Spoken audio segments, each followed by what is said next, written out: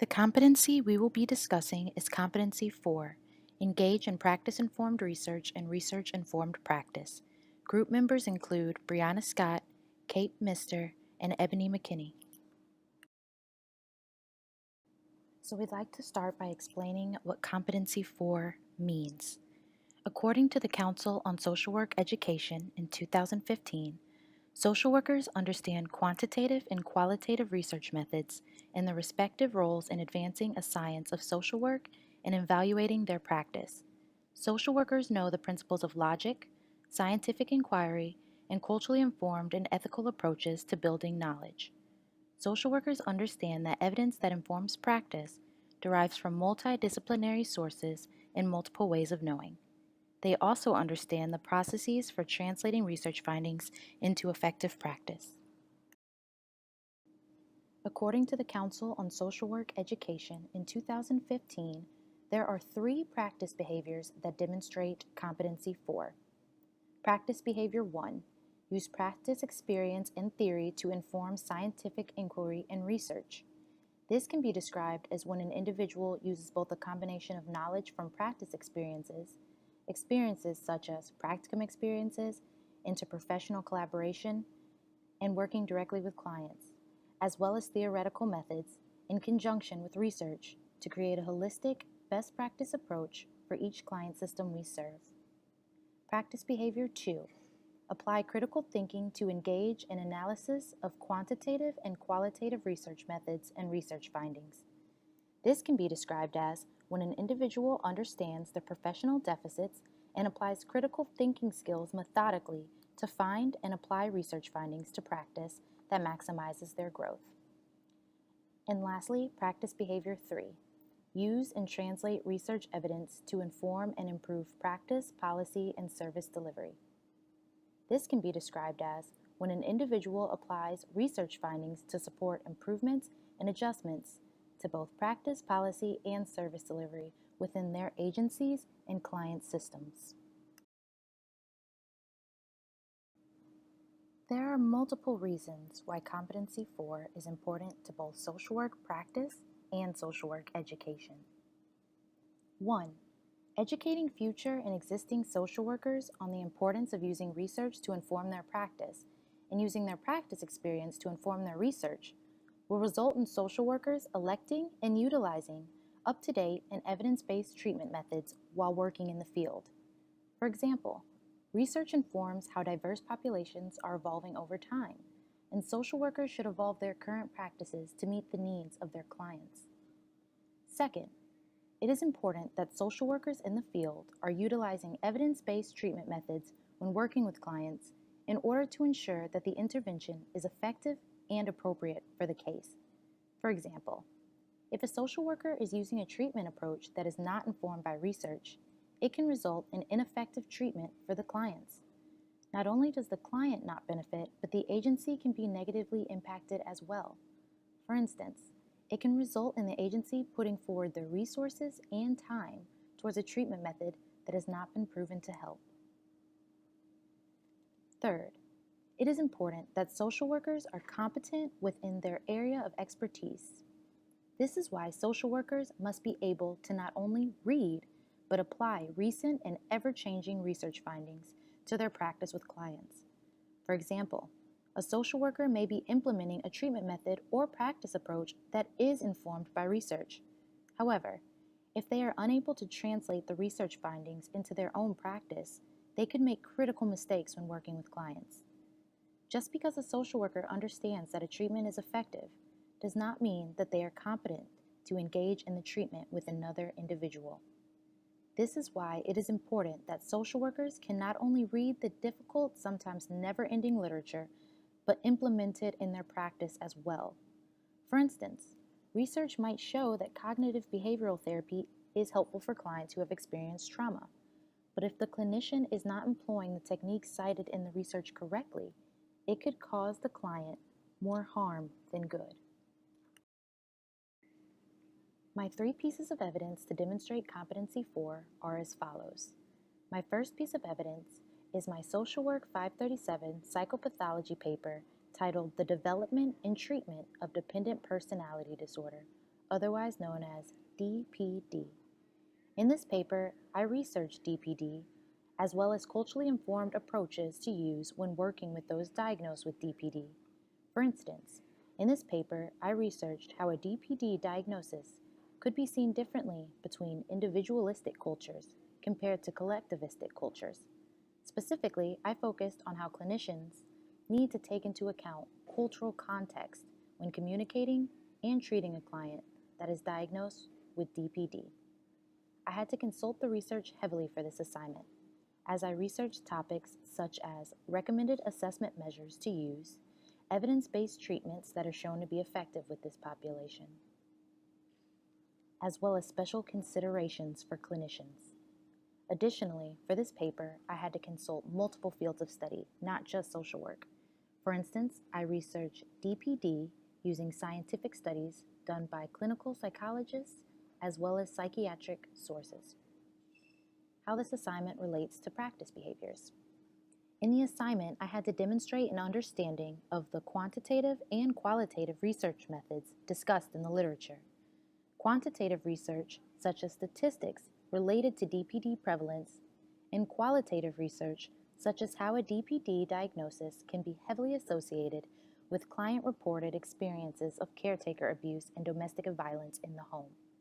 I had to examine the research as well as evaluate the sources and methods used in the research findings.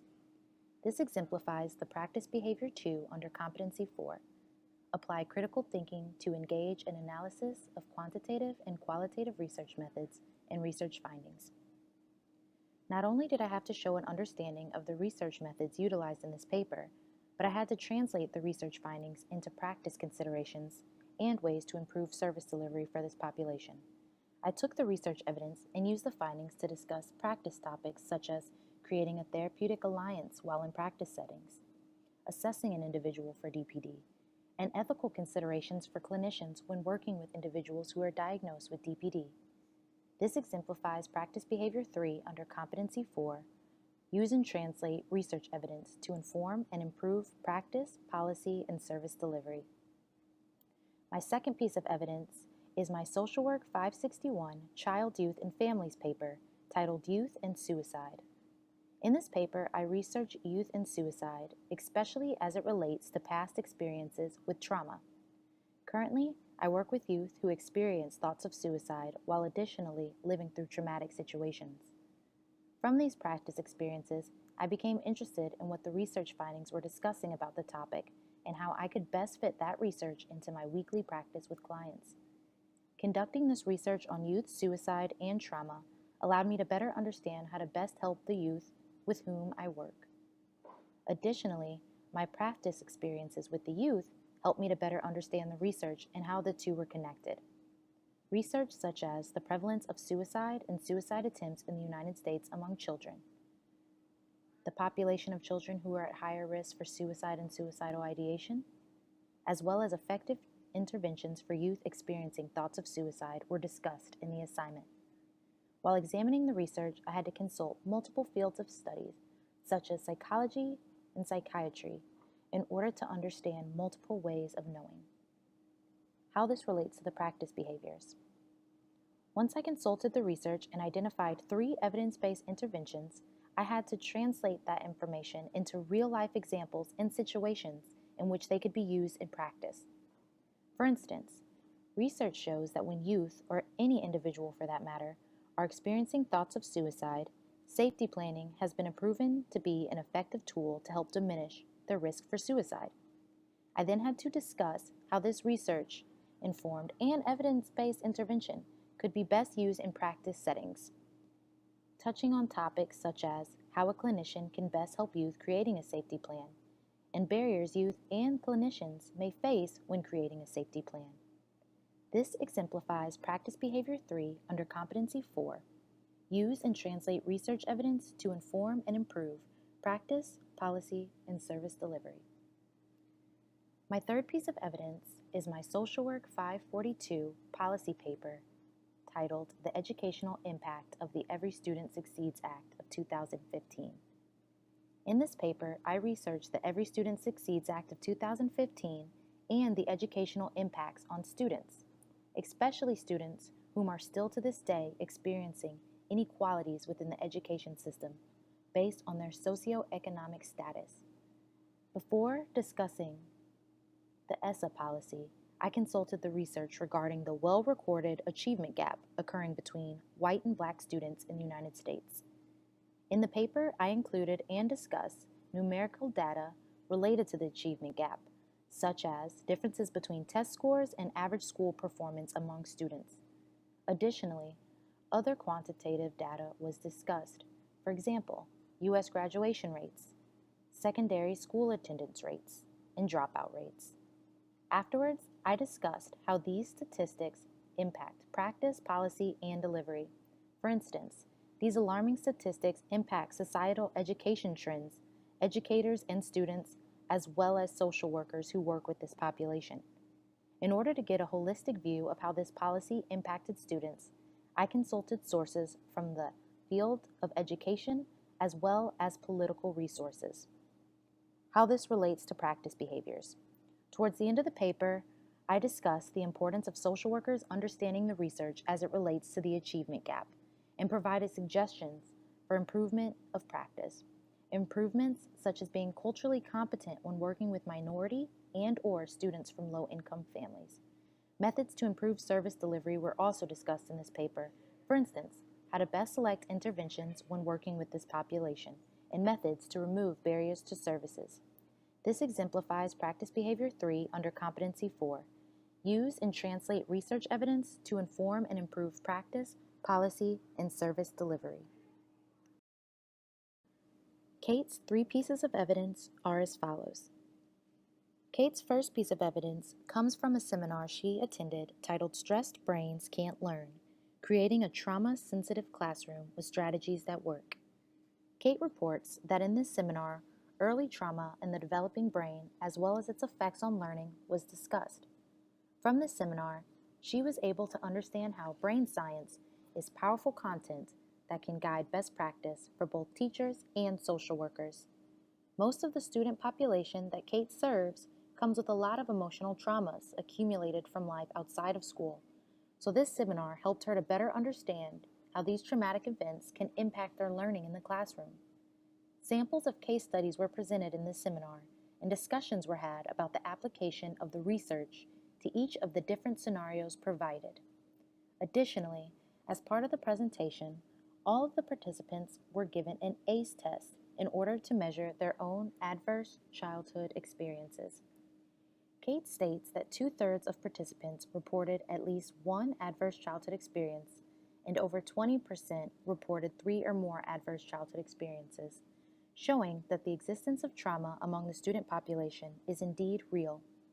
Understanding brain science allows teachers and school social workers to address the student body population with evidence-based research and proven techniques that inspire hope, healing, and resilience through positive relationship building. As a result, students feel safe and learn the ability to regulate their own emotions when they are experiencing emotional dysregulation. By applying evidence-based research to practice with students, the students are held accountable with high expectations, while also addressing their unmet immediate needs caused by stress. How this assignment exemplifies the practice behavior. Kate writes, based on my practice experience and the research in this presentation, I now have a foundation to grow my knowledge through guided inquiry.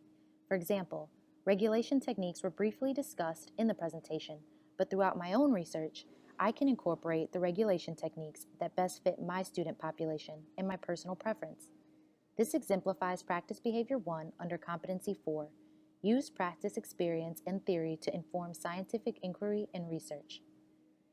Secondly, Kate writes, the adverse childhood experience findings, like the ones discussed in the seminar, create quantitative data that measure the degree of trauma an individual has been subjected to.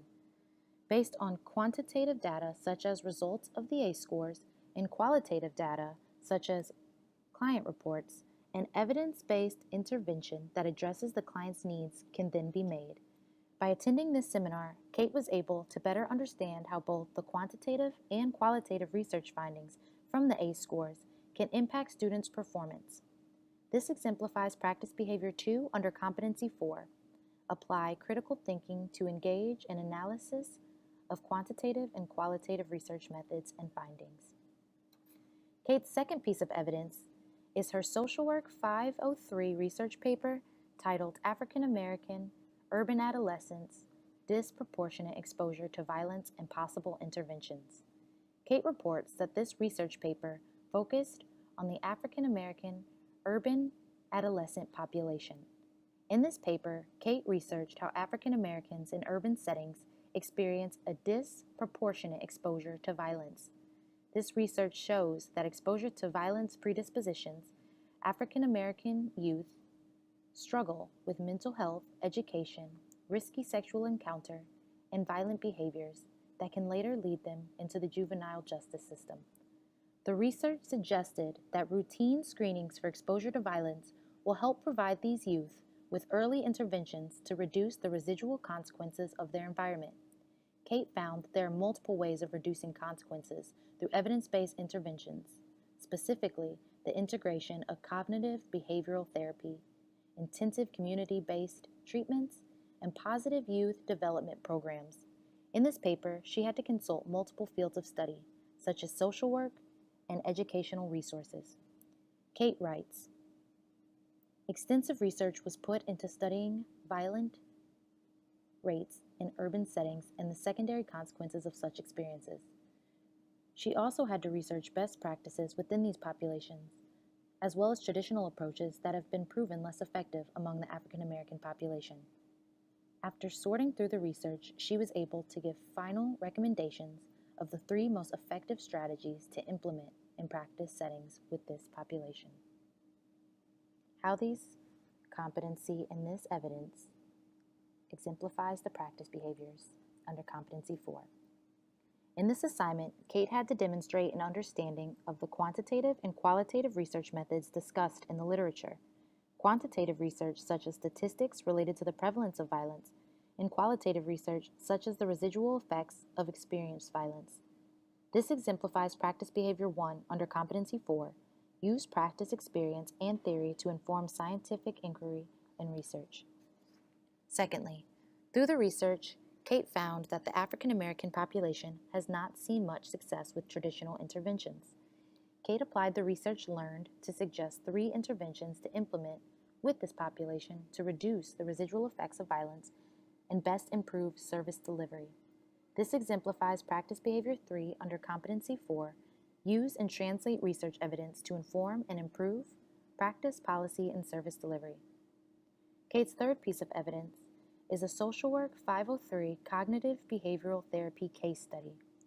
In this assignment, Kate was given a case study that she had to apply knowledge gained through research to answer the questions related to a treatment using cognitive behavioral therapy.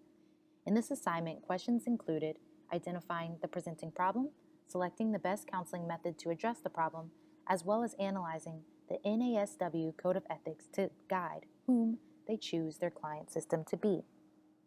How this evidence fits within the competency. Kate writes, I had to research cognitive behavioral therapy and apply key concepts to this case study to create an intervention that best fits the client's needs. I had to combine both research findings as well as apply practice experience to improve services for the client. How this evidence best exemplifies the practice behaviors. Kate writes, I use my experience from individual counseling with SIM clients as well as evidence-based research on cognitive behavioral therapy to identify and address client problems. This exemplifies practice behavior 1 under Competency 4, use practice experience and theory to inform scientific inquiry and research. Secondly, Kate had to use the evidence learned about cognitive behavioral therapy to translate client problems, such as cognitive distortions and automatic thoughts, and apply those techniques to the individuals as well as the couples. By applying the couple as individuals first and then a system, Kate was able to suggest what she believed to be the best treatment for them. This exemplifies practice behavior 3 under Competency 4, use and translate research evidence to inform and improve practice, policy, and service delivery. Ebony's first piece of evidence comes from an assignment in Social Work 560 titled Complementary and Alternative Medications for Anxiety. Ebony writes, "The symposium submission explored various types of complementary and alternative medications, or CAMs, to treating anxiety. It required an understanding and utilization of a variety of academic resources and fields of study to inform practice. This project required researching various outcomes to studies done in different settings with individuals experiencing anxiety. Taking data from both qualitative and quantitative research, an exhibit was created that brought awareness to the more natural ways to successfully manage stress-induced anxiety. Research by social workers, psychiatrists, and counselors was compared and contrasted to find which alternatives best suited clients dealing with anxiety. The focus was on relaxation, meditation, and physical stress relief, such as acupuncture and chiropractic care. Because there was so much information about the topic, it was important to be able to understand how to translate research findings into effective practice. Taking the results of the research, we were able to gather which approaches were more successful and those that provided or proved to enhance or complement the traditional treatments were the ones that we encouraged our audience to also consider adding to their treatment plans. How this applies to the practice behaviors. Ebony writes, "While conducting this assignment, I exemplified Practice Behavior 2 under Competency 4, apply critical thinking to engage in analysis of quantitative and qualitative research methods and research findings. This was done by comparing and contrasting data collected from several researchers across several fields of studies and their approaches to treating anxiety with CAMs. By doing this, I was able to bring very specific items to the audience with information about how it could help their anxiety. Additionally, while conducting this assignment, Ebony exemplified Practice Behavior 3 under Competency 4, use and translate research evidence to inform and improve practice, policy, and service delivery. This was done by providing the individuals with visual handouts and activities during the symposium. In order to do this, Ebony had to translate the research into actual practice by purchasing oils, putty, and a singing bowl, as well as other various items. It allowed for improved service delivery by providing the audience an opportunity to try the products prior to implementing them into their own routines of anxiety treatment.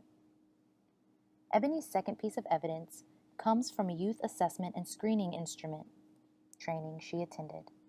The training was developed to teach case managers and other service providers how to compile information gathered from clients and how to use the information in the most efficient and effective ways possible.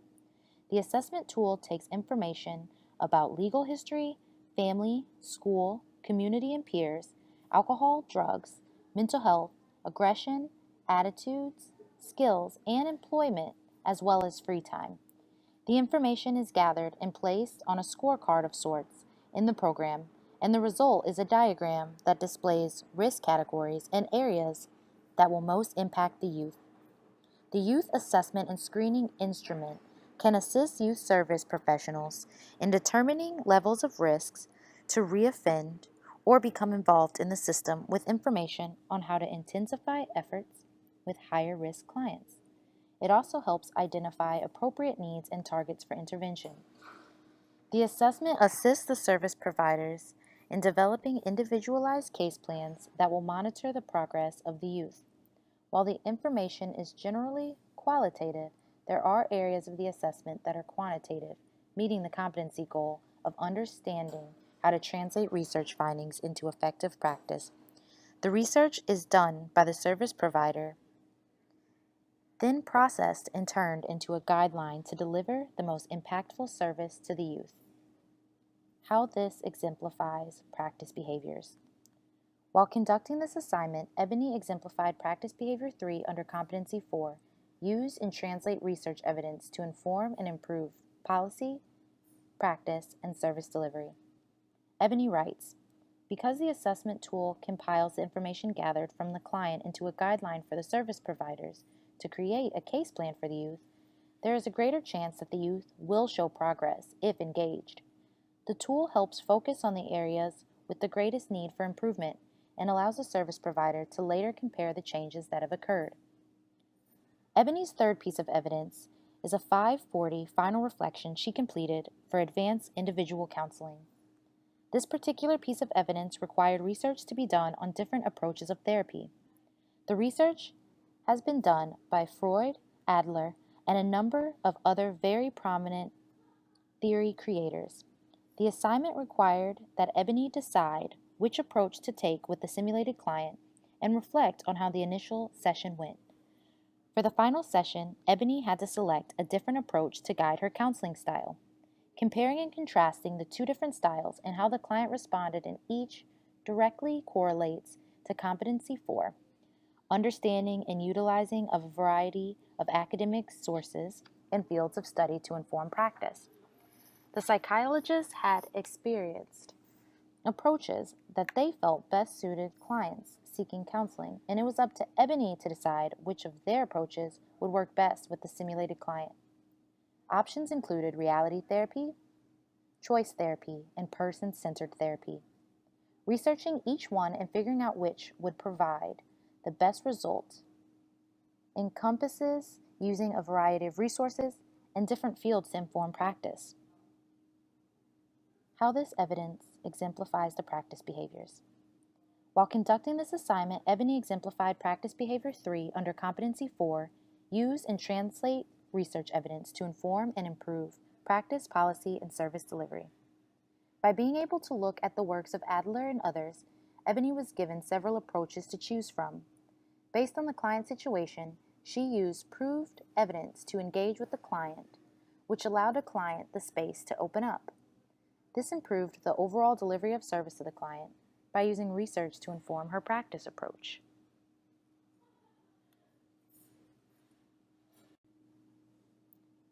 I am currently completing my practicum at Provident Life Crisis Services, otherwise known as LCS. Provident LCS is located in St. Louis, Missouri. Provident was founded in 1866 and is considered one of the oldest nonprofits in St. Louis. There are 3 departments within Provident: our after-school program, counseling services, and the Life Crisis Hotline, the department in which I'm completing my practicum. At LCS, we answer multiple crisis and suicide prevention hotlines. These hotlines include Feeling Kinda Blue Hotline, the Life Crisis Services Hotline, and the National Suicide Prevention Lifeline Hotline. At LCS, our hotline services are free, confidential, and are ran 24/7 by crisis workers. These crisis workers include students, volunteers, as well as clinicians. When working with callers experiencing thoughts of suicide, we must conduct suicide risk assessments, otherwise known as SRAs. We also have to create safety plans with each caller and help them to reduce their access to lethal means. At Life Crisis Services, while working with clients on the line, our main priority is safety. We also provide callers with information, resources, emotional support, follow-up calls until risk level is diminished, and brief crisis intervention services. Additionally, there are times at LCS when we are required to contact third parties, such as emergency services, schools and parents, as well as abuse hotlines. Examples of how Competency 4 play out in my placement. At LCS, we must first be trained in ASSIST, which stands for Applied Suicide Intervention Skills Training. Before we are cleared to work the line and considered qualified crisis workers, all hours of ASSIST must be completed. ASSIST training informs all of the interventions that we use at LCS. ASSIST teaches the crisis workers effective methods to assess the clients for suicide, build a rapport, and create a safety plan with the client. While on the line with the individuals, the crisis worker's main goal is safety. At LCS, we also conduct suicide risk assessments with every caller who is experiencing thoughts of suicide currently and/or in the past 2 months. By conducting an SRA, we are able to engage one's risk for suicide, even though it is not an exact science. Once one's risk level is determined, we can then choose the intervention that is deemed the most appropriate. At LCS, when using interventions with our caller, We use evidence-based research to inform our interventions, but we also use practice experience with callers in order to provide individualized care. Specific situations in which the practice behaviors were exhibited in my placement. Practice behavior 1. Use practice experience to inform scientific inquiry and research. When working on the lines with callers, we are consistently assessing if the intervention methods employed are effective in diminishing suicidal ideation for each caller. This includes evaluating the effectiveness of the caller's SRA, safety planning with the caller, and evaluating the resources provided at the time of the call. In order to evaluate our services, we ask our callers to provide us with feedback on the interventions that were utilized at the time of their call. At LCS, we are constantly encouraged to use our practice experience as well as feedback from our callers to inform our research on how to better improve services for callers. For example, through feedback provided by callers during follow-ups, the agency began engaging in research about access to lethal means. Through the research, it was concluded that reducing access to lethal means was one of the most effective interventions for those experiencing thoughts of suicide. According to the CDC, in 2015, around 50% of suicides were completed using firearms in the United States. Additionally, the CDC reports that in Missouri, in 2015, the statistics were the same. Around 50% of suicides completed in Missouri were completed using a firearm. After these findings were brought to the attention of LCS, our policies were immediately changed. We are now required to ask about lethal means with every caller experiencing thoughts of suicide. Practice behavior 2. Apply critical thinking to engage in analysis of quantitative and qualitative research methods and research findings. Like mentioned earlier, if we as crisis workers find through research that the intervention methods utilized at LCS have been updated in any way and/or are considered outdated, our policies are then changed effective immediately. But before we can go to our supervisors and suggest a change in policy, we must engage in an analysis of the research findings. For instance, we must look at quantitative data such as statistics related to completed suicides, the percentage of suicides completed using different lethal means. Additionally, we have to find and analyze the qualitative data such as client self-reports and descriptions of what interventions were most helpful. Once we have all of this information, we must then engage in an analysis of the research findings in order to best connect the research to practice considerations going forward. Lastly, practice behavior 3. Use and translate research evidence to inform and improve practice, policy, and service delivery. Once research evidence is found and analyzed, we are encouraged to translate those findings into specific methods and policies in order to improve practice, policy, and service delivery. In other words, taking what research is saying and turning it into real-life policies and procedures when working on the line with clients. For instance, through research, our agency found that if healthcare professionals, such as doctors, were required to engage in 2 hours of suicide prevention training yearly, they would be better equipped to provide care for those experiencing thoughts of suicide. We took that research and began advocating on the political level for legislation requiring suicide prevention training with healthcare professionals. This legislation was eventually passed by a vote of 9-0. Additionally, through classroom experiences in conducting research, I was able to see how police stations that had crisis intervention teams were better equipped to help callers who are experiencing thoughts of suicide. From these research findings, I was able to speak with my supervisor about including information related to Missouri crisis intervention teams at each crisis worker station in order to improve service delivery for our clients. For example, by the crisis workers sending out police members that have been crisis intervention trained as opposed to other police officers without the training, we know that callers are more likely to get the mental health supports and follow-up care that they need.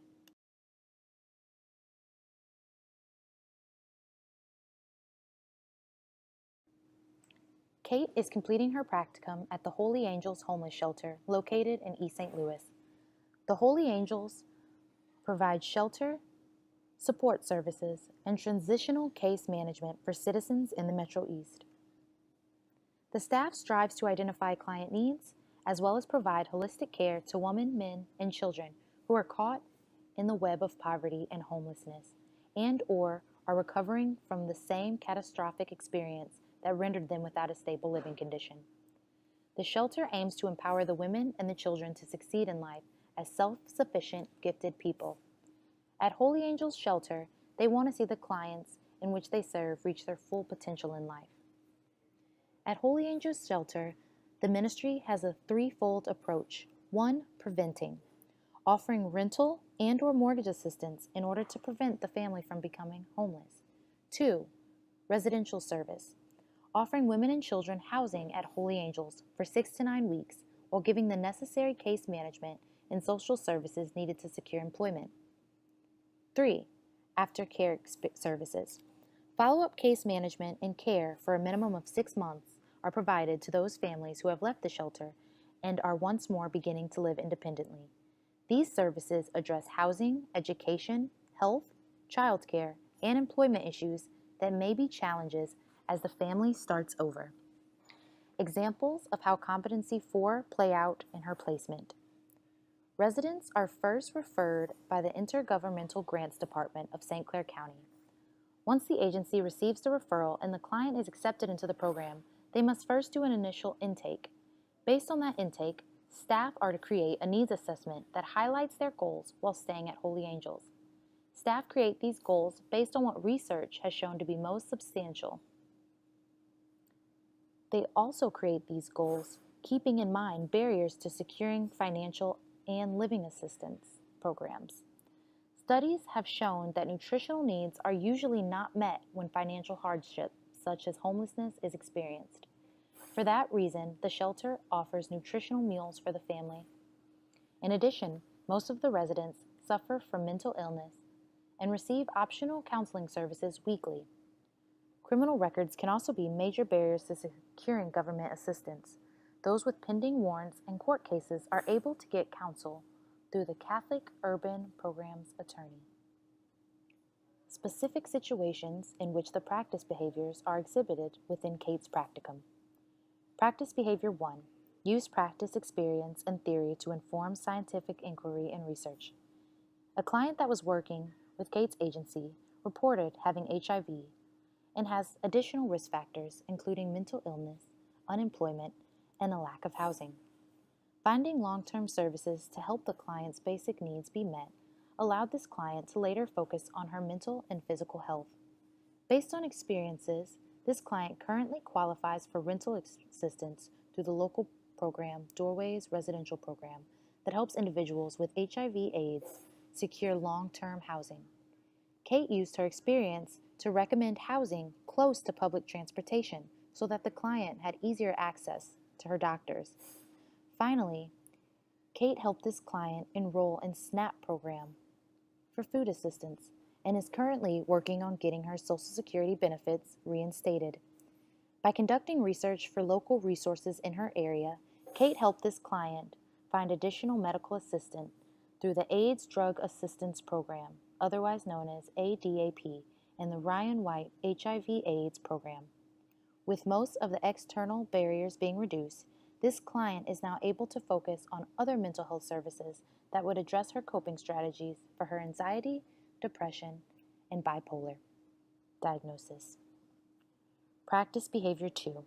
Apply critical thinking to engage in analysis of quantitative and qualitative research methods and research findings. While working at the Holy Angels Homeless Shelter, Kate used both quantitative and qualitative research to inform her interventions with a client who has HIV, as well as a mental diagnosis. Through research, Kate found that in addition to the physical health struggles, there are often chronic mental health issues such as depression that exacerbate adverse health effects.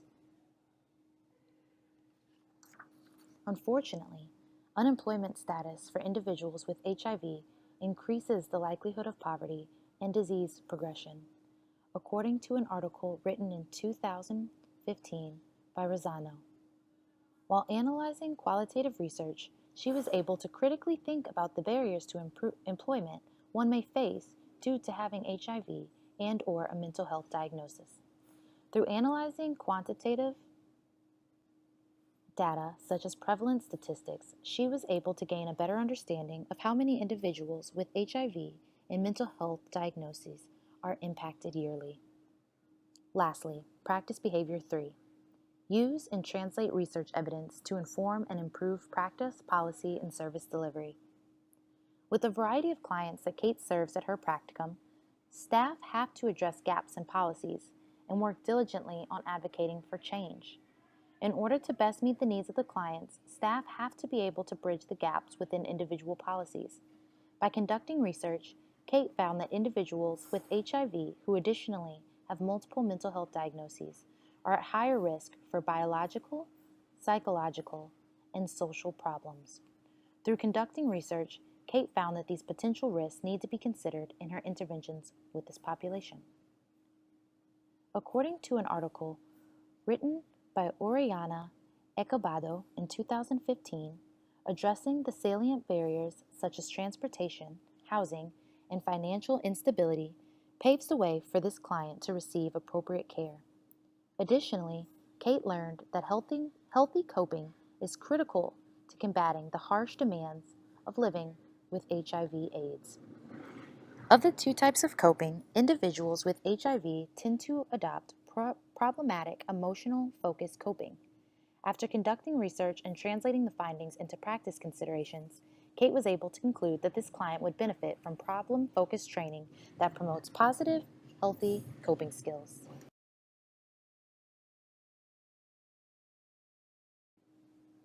Ebony is doing her practicum at the Children's Home and Aid in Granite City, Illinois. The agency began in 1883 by Reverend Martin Van Arsdale and his wife Isabella when they decided to rescue a neglected child and take her into their home. Within that year, they began placing 52 children and created 52 advisory boards, creating what would become the legacy of Children's Home and Aid. Today, the agency services over 40,000 children and families each year, according to the Children's Home and Aid homepage. The agency provides services for foster care, adoption services, counseling, and treatment programs, as well as parenting and child care education. Ebony works in youth services where she is a case manager. As a case manager, she is responsible for responding to crises, follow-up education, initial and closing assessments, counseling, referral services, and needs-based interventions. Examples of how the competency play out in her placement. Because the needs of each client varies, there are opportunities to engage youth on many levels. When giving the client's assessments, there is a conversation that needs to take place in order to gather this information. Once this information is gathered, it is put into the software and a profile of protective and risk factors are then generated. With this information, case managers are able to construct a case plan based on the needs that the clients have. This exhibits Ebony's ability to take qualitative information and apply it to her practice approach with clients. Specific situations in which the practice behaviors were exemplified. Practice behavior 1. Use practice experience and theory to inform scientific inquiry and research. This was done by reflection on past crisis situations with other youth and either applying the same approach to their counseling or researching other ways of practice to see if one would fit better. Ebony compared the differences between cognitive behavioral therapy and trauma-informed care to the client's situation and realized that based on the situation, the youth needed more cognitive awareness and not so much focus on the trauma-informed care. When using cognitive behavioral therapy, activities such as thought pattern worksheets, expression charts, and anger response guides were used to redirect the negative behaviors the youth were exhibiting. Practice behavior 2. Apply critical thinking to engage in analysis of quantitative and qualitative research methods and research findings. Ebony has created a case plan for an individual based on her YAS assessment and her Casey Life Skills assessment. The youth was dealing with trauma which caused her to run away from home. The primary focus for this client was to engage her in conversation and pull information about the trauma in which she had experienced. Based on the research from the DSM and other writings, Ebony knew that trauma could cause a number of different responses in adolescence. After doing 2 different assessments, the data was combined to figure out the best way to create a plan that would best help the worker, Ebony, and her client to become successful. By using the information gathered, the case plan included creating a safe place in her home for when arguments began with her parents, having a safety plan in place where she could contact her grandmother and/or aunt to pick her up during heated situations with her parents' permission. 3. Weekly counseling visits with Ebony to discuss her feelings and concerns. 4. Finding activities to do outside of the house to reduce exposure to activity, as well as arguments that triggered her fight response. And lastly, increasing coping skills and communication with her parents. Practice Behavior 3. Use and translate research evidence to inform and improve practice, policy, and service delivery. Again, using the assessment tools allows the case managers at the Children's Home and Aid to tailor case plans to the youth's specific needs. Without the assessment tools, it is hard to create a service plan for the client. The client could be experiencing trauma or could just be experiencing an issue with following directions from authority. The assessment tools allow the case manager to narrow down specific areas that need to be addressed, as opposed to the case manager feeling overwhelmed and not knowing where to start. This allows the case managers to provide more meaningful and effective services to youth and their families, which increases the likeliness of a successful dismissal from the program. All of the resources used in this presentation are included on this slide. We thank you for watching.